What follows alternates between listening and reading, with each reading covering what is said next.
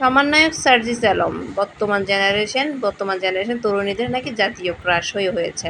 এখন এই সার্জিস আলম কে? সে কি বিবাহিত? কার ছেলে? কোন বংশের ছেলে? কোথায় থাকে? কতটুকু পড়াশোনা করেছেন?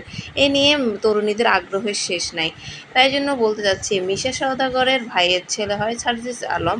আমরা জানতে পেরেছি তার পারিবারিক সূত্র থেকে। এমনকি সাদিয়া ইসলামের সাথে তার পারিবারিকভাবে আক্ট হয়ে গিয়েছেন, এখনও ধুমধাম অনুষ্ঠান করা হয়নি।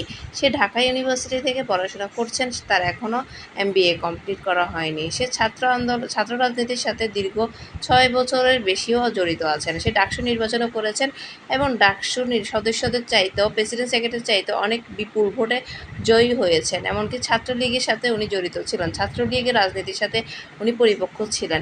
এমনকি প্রধানমন্ত্রী শেখ হাসিনার সাথেও তিনি দেখা করেছেন সার্জিস আলম বর্তমানে সমন্বয়ক হিসেবে সবার থেকেও সেরা, সবার দৃষ্টি কাটে তার দিকে তাকিয়ে। সে অনেক স্মার্ট, অনেক সুন্দর করে কথা বলে, অনেক পারদর্শী সব জায়গা থেকে। এমনকি ইন্ডিয়ার অনেক তারকাদের সাথেও সার্জিস আলমের ভালো সম্পর্ক আছেন জানা গিয়েছে। সার্জিস আলমকে নিয়ে আপনাদের চিন্তাভাবনাকে অবশ্যই কমেন্ট করে জানান।